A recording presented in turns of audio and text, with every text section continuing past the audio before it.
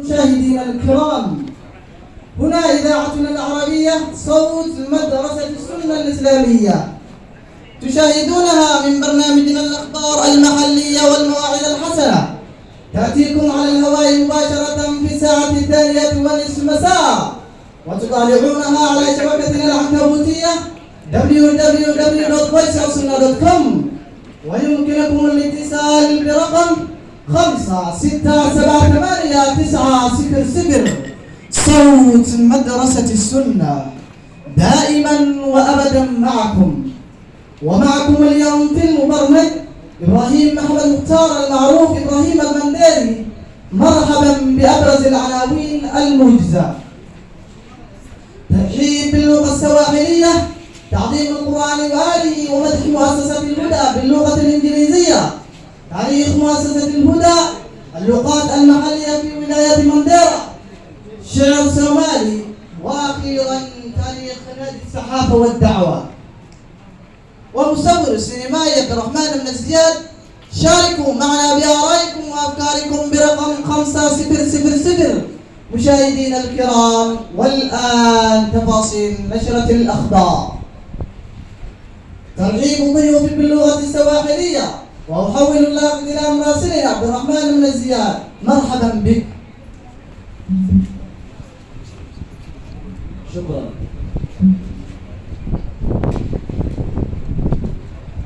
Gavana wa kaunti wa Mandera, naibu gavana, wageni waalikwa, viongozi wa dini na wanajamii wa Mandera kwa jumla, assalamu alaikum wa rahmatullahi wa barakatuh.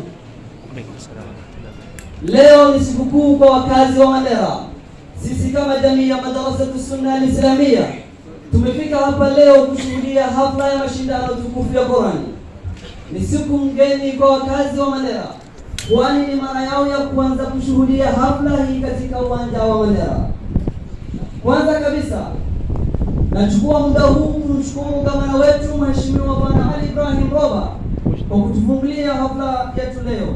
Hongera kwa juhudi na hisani ya waanzilishi wa mradi huu wa mshindano ya Qur'ani ikiongozwa na Bwana Abdulsalat Khalif na mwenziwe Muhammad Musa. Ni mara ya kwanza ushindano huu unafanyika katika kaunti mzima wa Mandera. Tunawashukuru na kuwahimiza waanzilishi wa mradi huu na washikadau kuendeleza juhudi zao. Kwa kweli huu ni mfano nzuri wa kuigwa. Pongezi kwenu. Ushindano huu ukiwa umefanyika miaka 5 baina ya wodi katika eneo bunge la Lafe. Hapa leo umefanywa kaunti nzima, huku maeneo bunge ya kaunti yetu yakishiriki katika mshindano huu. Tunawahimiza waanzilishi waweze kufikisha baina ya kaunti kaskazini mashariki. Nikitamatisha hotuba yangu, na washukuru nyote kunipa sikio lenu. Langu jina Abdurrahman Ziyad, sauti ya Madrasatu Sunna al-Islamia. Shukran lak.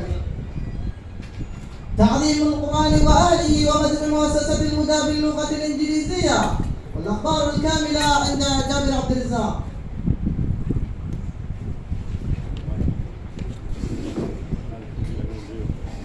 Quran is the word of Allah subhanahu wa ta'ala, sent down our noble prophet, peace and blessings be upon him, through Angel Jibreel for a period of 23 years. The Holy Quran addresses the entire humanity, transcending all barriers and limitations of race, religion or type. It seeks to guide man in all walks of life, so that virtue may flourish and vice be eliminated. The Quran adopts various unique ways and methods to enable man understand the truth. The diction and the style of the Quran are magnificent and appropriate to its divine nature. The features of the Quran are unique and inimitable, that it is impossible to find its similitude. The recitation of the Quran raises the spirit and imagination of even those not conversant to the Arabic language. The Quran was revealed in pure and clear Arabic. Allah subhanahu wa ta'ala says in chapter 12 verse 2, إِنَّا أَنزَلْنَاهُ قُرْآنًا عَرَبِيًّا لَعَلَّكُمْ تَعْقِلُونَ, which translates to, Verily we have sent it down as an Arabic Quran in order that you can understand. End of verse. So the Quran was revealed to a later prophet and Nabi al-Ummi.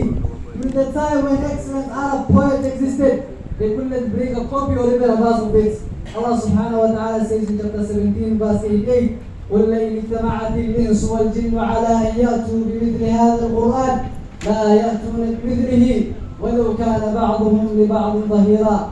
Say, if the mankind and the jinn were together to produce the like of the Quran, they couldn't produce the like thereof, even if they help one another. End of verse. The Quran is complete and comprehensive, and it has left nothing important and relevant. Allah subhanahu wa ta'ala says in chapter 6 verse 38, مَا فَرَّطْنَا فِي الْكِتَابِ مِنْ شَيْءٍ, which translates to, we have neglected nothing in the Quran.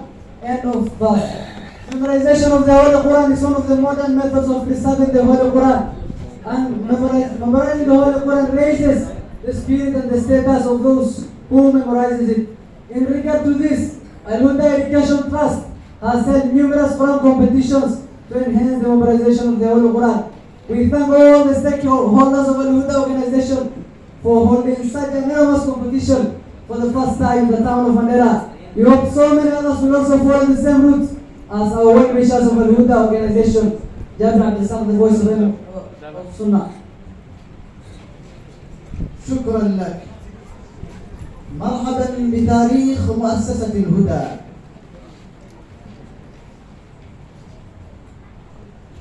مؤسسة الهدى التعليمية هي مؤسسة تعليمية أهلية مسجلة لدى الجهات الحكومة كينيا، وتهتم بتعليم القرآن وعلومه.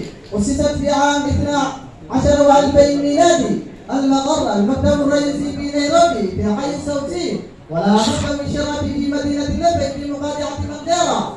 المراكز التعليمية للمؤسسة 10 مراكز في عدة قرى مختلفة، وكل مركز من هذه المراكز 10 يتكون من صفين وغرفتين. وتم فتح أول مركز في عام 12 و20 ميلادي، في حين تم فتح معامل المركز في عام 21 و2000 ميلادي، وهي كالآتي: مركز أبو بكر الصديق في لبي، ومركز عمر بن الخطاب في دمشق، ومركز عثمان بن عفان في كبو، ومركز أبي بن كعب في اللونجو، ومركز مصعب بن عمير في بنو، ومركز ابن مسعود في لبي، ومركز حفاظ القرآن والكبار في لبي، ومركز روضة في لبي، ومركز دار القرآن في ورنقرة، ومركز مهرة لحفاظ القرآن في لبي. ويبلغ عدد المجموع الإجمالي للطلاب والطالبات في مراكز مؤسسة الهدى 46 و500 طالب وطالبة. ويمول مؤسسة الهدى الحاج عبد السراج حاج خليفة حفظه الله، حيث يدفع جميع التكاليف والمصروفات المالية لجميع الأعمال المؤسسة من بناء المراكز وصيانتها، ورواتب المعلمين، ومكافاتهم، وتدريب الموظفين والمدرسين، وتأهيلهم، ودفع السيولة اليومية اللازمة لتنفيذ أعمال الإدارية المؤسسة. وتتكون الإدارة المؤسسة من مدير المؤسسة الشيخ محمد موسى، ومشرف العام وهو الشيخ عبد الخبير أحمد شيخ آدم، ونائبي المشرف هما المعلم محمد قناع عبيد ومعلم عبد الرحمن نور معلم. وهناك لجنة الاستشارية ويتكون من الشيخ محمود إسحاق، الشيخ عبد العزيز معلم آدم. ومن إنجازاتها أسست العائد بسكن الكبار وطلاب المعلمين القرى والأرياف ممن لا يجدون المأوى في المدينة. ومن إنجازاتها أنها كسبت ثقة المجتمع بإشراف مراكز قرآنية خارج إطارها وبناء المهارات وخبرات المعلمين في المنطقة بأسرها، وذلك بإقامة الدورات التدريبية. وها هي أخبار مؤسسة الهدى بين يدي أهل المنطقة.